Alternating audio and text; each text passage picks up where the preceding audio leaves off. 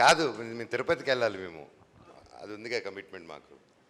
మనోజ్ గారు, సార్ అన్న. మనోజ్ గారు, గుడ్ టు సీ యూ అండి. 9 సంవత్సరాలు అన్న, థ్యాంక్స్. సేమ్ ఇయర్ అన్న, గుడ్ టు సీ యూ. మీ ఆకలి మొత్తం తీరిపోయినట్టు అనిపిస్తుంది. ఎప్పుడు మొదలైందండి? చాలామంది మీ మార్నింగ్ షో పడలేదేమో, ఆలోగానే మీరు ఒక పోస్ట్ వేశారు మోహన్ బాబు గారిది మీదిని. అవును. ఇంట్రెస్టింగ్లీ మీ సినిమాలో మీ వాయిస్, డిక్షన్, అక్కడక్కడ మేనరిజం కూడా మోహన్ బాబు గారికి చాలా సిమిలర్గా అనిపించింది. ఏంటది ఇన్బిల్ట్ వచ్చిందా, లేకపోతే ఏదన్నా కావాలని ట్రై చేశారా, లేకపోతే ఏదైనా రిక్వైర్మెంటా? డిఎన్ఏ అండి, ఆయన దగ్గర నుంచి నాకు వచ్చిన ఆస్తి. సరే, ఇప్పుడు ఆస్తి టాపిక్ వచ్చింది కాబట్టి ఒక హార్డ్ డిస్క్ ఒకటి మిస్ అయ్యింది, మీ దగ్గర ఉందని అంటున్నారు. మీకు ఇచ్చాను, ఎక్కడుంది? కదలప్ప, మీరే కదా నా రోజు తీసుకున్నారు. ఇచ్చేయచ్చు కదా. అంటే మనం వచ్చింది సినిమా టాపిక్ కాబట్టి I want to stay in that topic అండి. అండ్ నేను మొన్నే చెప్పాను, బర్త్డే తర్వాత ఒకప్పుడు సరదా ఫన్ చేశాను. ఒక సినిమా ఎంతోమంది కష్టపడేది, అండ్ మా భైరవం సక్సెస్ని, మా ప్రమోషన్స్ని, మన పాజిటివిటీని, సో నన్ను ప్రొవోక్ చేయాలనుకుంటే ప్రొవోక్ చేయలేరండి. ఇంతమంది ప్రేమ ముందు అది కనిపించలేదు. So I don't want answer that, and I still wish the best for Kannappa. And ఆ సినిమా గొప్ప విజయం అవ్వాలని మనస్ఫూర్తిగా దేవుడిని కోరుకుంటున్నాను. Thank you.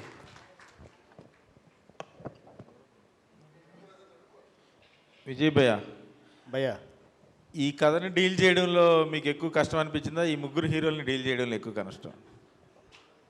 స్క్రీన్ మీద ఎవరి ఇంపార్టెన్స్ వాళ్ళకుంది, ఎవరి ప్రెజెన్స్ వాళ్ళకుంది, ప్లస్ చాలా బ్యాలెన్స్, అంటే క్యారెక్టరైజేషన్స్ కూడా అంత బ్యాలెన్స్డ్గా ఉన్నాయి, చాలా వేరియేషన్స్ కూడా ఉన్నాయి. సో వీళ్ళ ముగ్గురు ఈగోని సాటిస్ఫై చేయడంలో కానీ, వీళ్ళ ముగ్గురిని హ్యాండిల్ చేయడంలో కానీ మీకున్న ఎక్స్పీరియన్స్ ఎలా ఉపయోగపడింది, ఎంత కష్టపడ్డారు?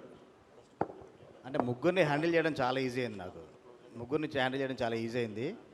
కథలో 3 క్యారెక్టర్ని బ్యాలెన్స్ చేయడం కొంచెం కష్టమైంది. కథ చేసుకున్న ప్రాసెస్లో, అంటే చేంజెస్ చేసుకున్న ప్రాసెస్లో 3 క్యారెక్టర్స్ని బ్యాలెన్స్ చేయాలి, ఆ ఇమేజ్ని పెట్టుకోవాలి. కంబ్యాక్ వస్తున్నారు కాబట్టి ప్రేక్షకులందరూ బాగా కనెక్ట్ అయ్యేలా ఉండాలి, 3 క్యారెక్టర్స్ కూడా అనేసి కథలో కొంచెం నాకు టైం పట్టింది. కానీ ఆన్ షూట్ మాత్రం నాకు ముగ్గురితో చాలా ఈజీ అయిపోయింది. శ్రీని గారు, సార్ అంటే సీత నుంచి ప్రయాణం మళ్ళీ కొత్తగా స్టార్ట్ అయిన అనిపించింది. సీత, రాక్షసుడు, భైరవం చూస్తుంటే ఈ అండర్ డాగ్ క్యారెక్టర్స్ అనేవి మీకు బాగా వర్కౌట్ అవుతున్నాయి. అంటే పెర్ఫార్మెన్స్ వైజ్ చూసుకున్నా మీకు సినిమా బై సినిమా పెర్ఫార్మెన్స్ గురించి మాట్లాడుకుంటున్నారు ఈ 3 సినిమాల్లో. భైరవంలో కొన్ని సీక్వెన్స్లు అయితే టాప్ నాచ్ అనిపించినాయి. ఒక ఆర్టిస్ట్గా ఒక అప్లిఫ్ట్ చూస్తున్నాం cinema by cinema. Bhairavam journey అనేది ఒక ఆర్టిస్ట్గా మెమరబుల్ అని మాకు అనిపిస్తుంది, ఆడియన్స్గా. మీ ఎక్స్పీరియన్స్? డెఫినెట్గా అండి, నాకు చాలా హ్యాపీనెస్ ఇచ్చింది. యాజ్ ఎ పర్ఫార్మర్గా ప్రతి ఒక్కళ్ళు ఈ సినిమా గురించి మాట్లాడుతున్నప్పుడు that's what my main aim is.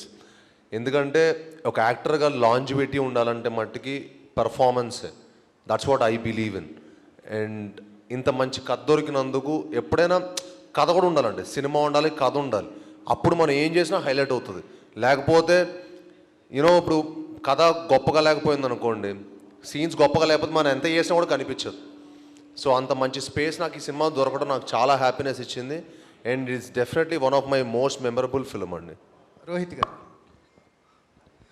Sir అంటే ఒక ఇంటెన్సిటీని ఎక్కడ తగ్గించకుండా ఒక సెటిల్నెస్ని యాడ్ చేశారు. మాకు కంపారిటివ్లీ చూస్తే అది చాలా సూపర్గా వర్కౌట్ అయింది అనిపించింది. Thank you. ఒక అంటే మీరు తీసుకున్న జాగ్రత్తలు ఏంటి, కంపారిజన్స్లోకి వెళ్లకుండా మీ ఓన్ వర్షన్ డెలివరీ చేయడానికి కాన్షియస్గా తీసుకుని డెసిషన్? యాక్చువల్ రైట్ టీమ్ ఉండడం ఇస్ ద బెస్ట్ థింగ్ అండి. విజయ్ క్లారిటీ ఉంది, సో ఏ క్యారెక్టర్ ఎలా బిహేవ్ చేయాలనేది. సో విజయ్తో మాట్లాడి ఇలా చేస్తున్నాను ఓకే కదా అనుకొని అలా చేయడం జరిగిందండి. మనోజ్ గారు, రోరింగ్ పెర్ఫార్మెన్స్ అంటున్నారు సార్. అంటే వాయిస్తో సీన్ని డామినేట్ చేశారు, సీన్లో ఉన్న వాళ్ళని డామినేట్ చేశారు అని కామెంట్ వస్తుంది. ఎలా తీసుకుంటారు? దట్ క్యారెక్టర్ హ్యాస్ దట్ ఇదండి, అండ్ ఆ క్యారెక్టర్కే అంత డెప్త్ ఉంది, వాడికి అంత చాలా వరకు ఆ పెయిన్ ఉంది.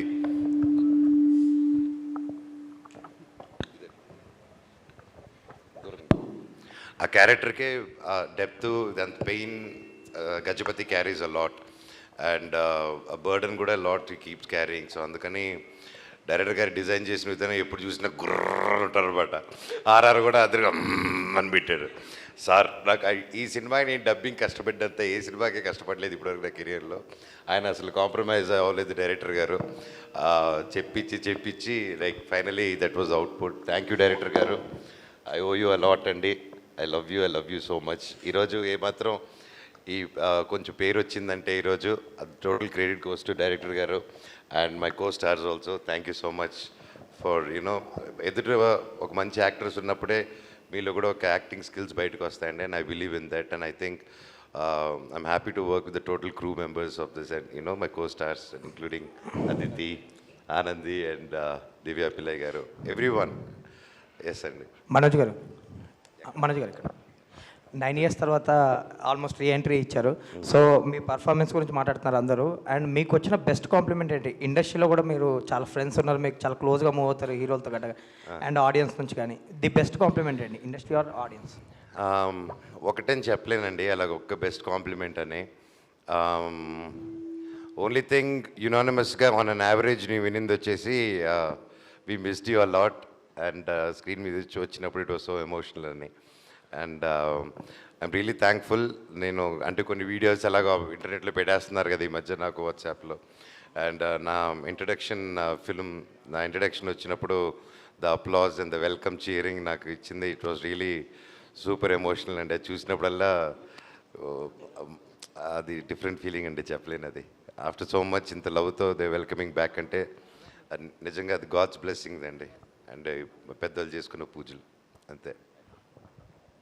ప్రొడ్యూసర్ గారు రాధామోహన్ గారు, సార్ ఇప్పుడు పాత సినిమాలు రిలీజ్ల వల్ల కొత్త సినిమాలు థియేటర్లు అనేవి కొంచెం ఇబ్బంది పడుతున్నాయి అని చెప్పేసి ఇంత ముందు కూడా కొంతమంది ప్రొడ్యూసర్స్ కామెంట్ చేశారు.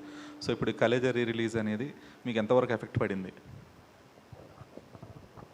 క్వశ్చన్ నాకు అర్థం కాలేదు, ఏంటంటారు? పాత సినిమాలు రిలీజ్ అవుతున్నాయి కదా సార్ ఇప్పుడు కొన్ని. సో రిలీజ్ల వల్ల ఆ సినిమాలకు వచ్చినంత ఆడియన్స్ ఇవన్నీ కానీ కొత్త సినిమాలు కొంచెం ఎఫెక్ట్ అవుతున్నాయి అని చెప్పేసి చాలామంది అంటా ఉన్నారు. సో ఇప్పుడు కలేజా రిలీజ్ అయింది, కొంతవరకు అది కరెక్టే, కానీ ఏది మనం ఆపలేం. ఆడియన్స్ పాత సినిమా చూస్తారంటే వెల్కమ్, వాళ్ళు చూస్తారు, తప్పదు కదా. ఇది ట్రెండ్ ఆల్మోస్ట్ ఒక 1 year నుంచి స్టార్ట్ అయింది. అంతకుముందు ఇది ఎవరికి అలవాట్లేదు, ఇప్పుడు స్టార్ట్ అయింది. ఒకళ్ళు చేశారు కానీ ఇంకోళ్ళు చేసి నేను కూడా చేస్తాను మా బెంగాల్ దగ్గర, తర్వాత తెలీదు. సో ఇది కొంచెం ఎఫెక్ట్ ఉంటుంది, but we can't help it, అది తప్పదు. ఆడియన్స్ ఇది చాయిస్, వాళ్ళు ఏ సినిమా చూడాలంటే చూస్తారు. పాత అంటే పాత చూస్తారు, ఇప్పుడు కరెంట్ అంటే కరెంట్ చూస్తారు, లేదా ఇంకో దానికి వెయిట్ చేస్తారు. సో ఇదంతా ఆడియన్స్కే మనం ఇచ్చేస్తాం అన్నమాట ఫ్రీడమ్, అది మనం ఆపలేం. అది అంటే దానికి ఒక కలెక్టివ్ డెసిషన్ లాగా we can't do anything from the chamber కానీ లేదంటే ప్రొడ్యూసర్స్ అందరూ కానీ కలెక్టివ్ డెసిషన్ టైప్లో. అంటే పెద్ద సినిమాలు కానీ లేదంటే సినిమాలు రిలీజ్ లేని టైంలో రిలీజ్లు చేసి కొత్త సినిమాలు వచ్చిన టైంలో దాన్ని అవాయిడ్ చేసే అవకాశం ఏమన్నా? ప్రతి వారం ఏదో కొత్త సినిమా రిలీజ్ అవుతుంటుంది, పాత సినిమాలు 100 కొద్ది ఉన్నాయి. ఎలా చెప్పండి, ఎలా సార్ట్అవుట్ చేస్తారు? తప్పదు కదా.